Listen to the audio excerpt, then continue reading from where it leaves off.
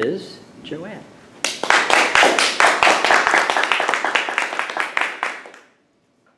In the business world, there are two types of people. There's in-house counsel, or also known as attorneys, and then there's everyone else. Now you might think that business and law is a natural fit, but it's really not. Because you see, when you go to law school, learn how to become a lawyer, and then you go work in a law firm, it's kind of like being in a small town because everybody thinks the same way. They've been trained to have the same priorities, and they all have the same language.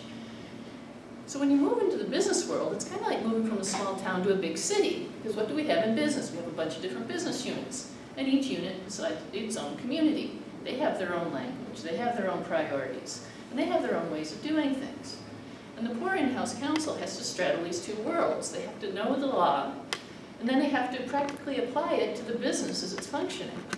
But not only that, they've got to explain the law to everybody from the CEO down to the newest person in the company so that the company's overall business operates in accordance with the law. And as you can probably imagine, when these two worlds end up colliding quite a bit, because of course the law is about rules and regulations and what you can do, and the business just wants to get the business done. You know, the law is about analysis, and the business wants to, have relationships. And the thing is, when you talk to people from businesses around the world, you get the same story. This isn't a problem with just one business or two businesses. You go to national conferences, and it's what everybody's talking about. And the message is so consistent across various different businesses and different arenas that you might think that these problems are inherent in the relationship. In fact, that's the way they've been treated for years. It's inherent in the relationship. But I'm here to tell you, it's not inherent in the business. The real root cause of all these problems is the way attorneys are trained. Law school and law firms set attorneys up to fail in the business world. Let me say that again because it's really important. Law school and law firms train attorneys to fail in the business world. Now what do I mean by that? Well, let's look at 5 different ways where the way attorneys are trained actually is in direct conflict with the way businesses conduct business. Okay. Area number 1 I just touched on. Businesses are about relationships. You look at a business org chart. You've got client relationship managers, you've got customer service people, you've got ombudsmen. Everything is about building a relationship with the client, getting the client in the door, keeping them in the door, and getting new clients in the door, right? Attorneys, on the other hand, are all about the legal analysis. In fact, attorneys are trained specifically to take the qualitative issues out of their legal analysis. I can demonstrate this best with an example. Consider this. Let's say we have 2 murders, identical in every aspect. The only difference is victim number 1 is a beloved grandmother, and victim number 2 is a felon who's committed multiple violent crimes. Now, the business person looking at those two crimes is going to say that the first one is just an absolute tragedy. Whereas the second murder, they might think is actually, public service. Attorneys, on the other hand, have to view those 2 murders as the same, and both murderers, under the law, should get treated the same way. Now, it's not hard to see how this could cause a problem if the business wants to deal with the relationships and build up relationships and treat people differently because of them. And the attorneys are kind of saying, well, what's the issue here? They got treated the same, that sounds about right, right? Okay, so area number 2 then is the goals of the two organizations. Business is about conducting the business, right? You want to get to the end goal. You want to get the project done. You want to get the product out the door. And if you hit a roadblock, business expects you to find a way around that roadblock so that you can reach the end goal. Attorneys, on the other hand, are trained specifically to only answer the question presented and nothing more without authorization. There's a very good reason for this. The client may not pay for it if you do more than what the client asked for. And this is serious because attorneys go all by billable hours, and if you spend an extra 5 hours researching a new answer because you reached a no, and the client says, well, no, if the answer is no, I'm just going to do something else. I don't want that other 5 hours of research. Well, now you've just wasted 5 hours of your life for nothing. You're not going to get paid for it. Again, in the business world, you can see where this causes a problem. Because when you have most of the team working to reach an end goal, and you've got one person who's just answering the questions as they're asked, you're not going to reach the goal at the same time. Third way, it's team versus individual. In a business, no one person can know everything about the business, right?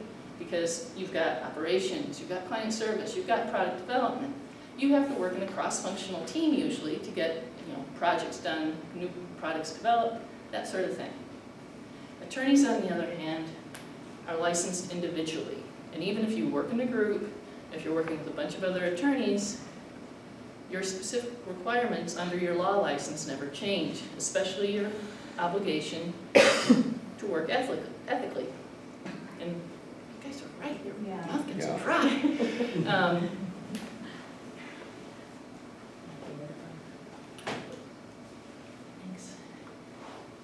So what happens is that the way the ethics laws have evolved with respect to attorneys in the business world is that attorneys can't rely on the fact that their boss or a higher level attorney told them to do something. If you think something's wrong, it's your obligation to raise your hand and say it's wrong. And if that doesn't get the job done, it's your obligation to raise it up through the ranks of the business. To the point that if you still think something's wrong, and it's wrong enough, it's your obligation as the attorney to actually quit and make a loud noise and tell everybody why you're leaving. This isn't exactly a team concept. Fourth way, they differ. Businesses are about the bottom line, right? They don't want to know how everybody got to their end answer. They just want, is this a go or a no-go? Is it a yes or a no? And move on. Attorneys were trained to persuade audiences, juries, other people into how they think. So an attorney is trained that if there's 13 reasons why the answer is no, you need to give all 13 reasons in your brief, because you never know which reason is going to be the one that will ring true with the jury. So you get into this, again, causes problems, because business once it says, attorney, hey, is the answer yes or no? The attorney says, well, there's 13 reasons why the answer no, and reason number 1 is. Again, area for conflict. And then the last one. Businesses are all about the executive summary. If you can summarize it in a chart, in a graph, something else, they want to look at one page and get the whole picture in one shot. Attorneys are trained to use words and to create records for appeals. So attorneys will write out the 13 reasons why the answer is no. They will tie that into evidence as to why the 13 reasons why it's no. And if they have to, they will tie it into other factual records as to why the answer is 13 reasons no. So how does this all wrap up then together in the business? Let's take a project meeting where the business person wants to do something different or special for a client because maybe they goofed up and did something wrong. So the business person calls the meeting to try to get this exception done for the client. The attorney's over here going, well, why are we even meeting? Why do we need to make an exception to anything? And the business person will say, well, here's the goal, here's how we want to get there. And asks everybody, is it go or no go? And everyone's going, yeah, we can do it. Gets the attorney, and the attorney says, well, no, you can't do it. There's 13 reasons why the answer is no. And the business person is saying, okay, we get it, because the business person, they believe, you have to believe your teammates in a business, everyone's a subject matter expert for a reason. So the business person says, okay, attorney, we get it, that answer's no, but how do we get to a yes? The attorney's over there going, well, business, I just told you the answer is no, and there's 13 reasons why it's no. The business person says, yeah, we get that, but how do we get to a yes? And the attorney's going, well, reason number 1 why the answer is no is this. And the two walk away from the meeting. The business person is going, legal just doesn't get it. They want to put up roadblocks to everything. And the attorney's going, the business doesn't care about legal. They're not listening to me. As you can guess, this causes a lot of stress. It causes a lot of wasted resources. It costs a lot of extra time and money. And all that time and money and stress doesn't have to be. Because if you can fix these problems, if you can fix these communications and get them on the same page, the result, the changes it makes are astronomical. Anyway, So what's the answer? What's the solution to all this? How do we fix all these problems? Well, the good news is that there is a solution. The bad news, it's the attorneys who have to change. They need new ways to analyze things, new ways to communicate information, new ways to relate legal issues and legal decisions to the goals of the business so that the business can see why it's relevant. Now, that may sound like a headache, but if you can do that, you can change your work environment so that when you come into the office, you're not wasting time on infighting, you're not having turf wars, you're not doing all these you're not stressed about having to meet with the clients. Instead, you can just focus on getting the work done, and everybody's life will be a lot more peaceful.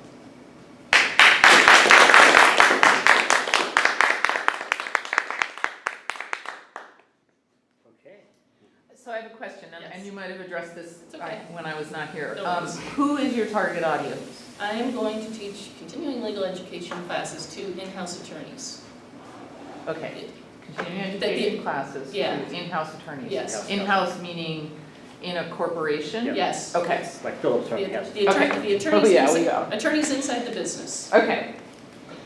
So a couple things that I loved how you, and I want to see more of it actually, that you can laugh about how humor of attorneys, because everybody has an attorney joke, right? I mean, you could because you are one, come up, even tell an attorney joke. Like, how many have you heard this one yet? That's touchy actually, because that can trigger some attorneys. Okay, then don't do it. That's my warped sense of humor. One of the things I wrote down, and this could be a title or tagline, is the evolution of attorneys, because you're trying to get attorneys to change. That's your bottom line is, how do you fix the communication gap? That's why we're talking about, the one I sent out was building better business partners, or become a better business partner. Yep. And so you could use something like evolution of attorneys, the 13 reasons why the answer is no. That would pique people's interest. When you're talking about, you were giving us an illustration of a communication interaction that was occurring, role play it. Be the client, come over here and say, well, I'm the client, I'm whoever, you have to set it up, right? But I wanted to see you kind of, the client's on the right, the businessman's on the right, the client is in the middle, and the attorney's on this side, or however. The business person is the client. All right, so role play those. Oh, I thought there was 3 people. No, so I would almost role play it. 2 people's easier too, because you could just keep stepping side to side. Well, that's why I was kind of doing the right. legal thinks this. You were doing it. You were doing it. Just make it more clear. Yeah. And do it in the. But why can't I do that? Like do it in that person instead of, and the client said this and the attorney said that. I really liked your humor because you're subtle. You're like stealth with humor. It's there, but you have to pay attention. Good job.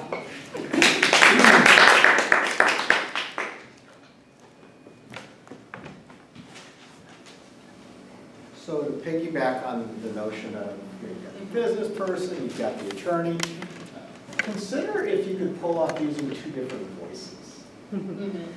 Right, think about the stage as a stage. You are playing a couple of roles, and if you have identical twins playing 2 different characters, that isn't necessarily as powerful as taking on the persona of a business person and taking on the persona of an attorney. So from a stage perspective, that was the one idea that I had. I was really keying in from a business model perspective, what is the problem that you're trying to solve? And I would encourage you to get 100% clarity on why they would take the specific CLE. Here's the problem that I had coming up with this for a 10-minute time frame. Yes. Is that, and you can see in my notes, one thing that I had initially was to set up what those problems are, to spell out actually when you talk to people, there are very specific things about, the attorneys, feel like everybody feels like it's an us-them environment. Attorneys have open door policies and no one's coming in the door. They feel like the business doesn't care about the legal issues. And then I forget what the other one was. Probably But 13 it all, reasons. yeah, but it sort of, it gets too long, so then that's where right now I'm at the, okay, what things stay and what go? You know, do I need to spell those things out as the problem, or is it more important to get to these 5 areas where the training really sets you up for failure in the business world? So I think economy of words is good. I think out of the 13 reasons, or however many there are, pick the one that you have the most confidence in delivering some impact. You might mention, in whatever the number of reasons are. Yeah, 'cause there's like 4 or 5 Say- that I can do really quickly, but it's still, like So you think see, of- Yeah, I pick still one. hit my Pick deadline. one. So- Pick one. Pick Think one. about the 10-minute teaser video as content that can be further edited down. Mhm. The idea being, there are 5 reasons, but we're going to focus on one today. Yes. Yep, You mean yeah, instead of going through this whole list Yeah. of Yeah. 5? yep, just pick don't one. even list them, You because can, then you dangle the Yeah. carrot. you can say I have 5 solutions or how many solutions. I'm gonna focus on. That almost gets the speech down really low. Tell a I could funny tell- story. Well, okay, let me think about that, because one of the reasons I was going through the 5 areas was to convince people that it is the training, so that they'll want to hear that, okay, now that we know this is the foundation of the problem, now we can spend the next, 2 hours telling you different ways to fix this, or 3 hours, or however long. Ultimately, you've got to figure that out. One thing I would offer too, everything that you said made common sense to me. Yes. Right? Mhm. Yeah, I get it. I would encourage you to do some Google research Mhm. and find research, whether it's Harvard Business School, Mhm. whether it's Stanford, whether it's Gallup. Find some research that can, with certainty, provide real-world evidence to what you're claiming. Mhm. Okay. Right, and that will increase the dramatic impact of what we're saying. Yeah, because I agree, it's all common sense, but nobody ever tells them that. Common sense is not so common. Basically, what Yeah. they do is they just try to pick up the law firm model and throw it into a business, and it's a square peg round hole. Yeah, Mhm. use that, Mhm. Square peg round hole. Yeah, yeah, that's a good analogy, people will get it. yeah. All right, Thanks, Norm. good job. Just to, your ground class is great. I was wondering why you don't tell people that you are an attorney. And I think that that's important, that somebody who doesn't know you, think of hiring you, would be good on camera. So figure out how you can do that. Okay. Because you have a lot of gravitas. Tell us why you have the gravitas. Okay. The second missed opportunity was with the murder, the 2 murders. Mhm. What I would do is I play half the room and then pick one person. You're the Okay. grandmother, and then go over to this room, this Good one. person, and Okay. say which is worse, killing the grandmother or killing dad. Okay. So just find the opportunities for fun. It really came out in the second half. So watch it and figure out where can I add just a little bit of your very subtle humor, and it's going to be fantastic.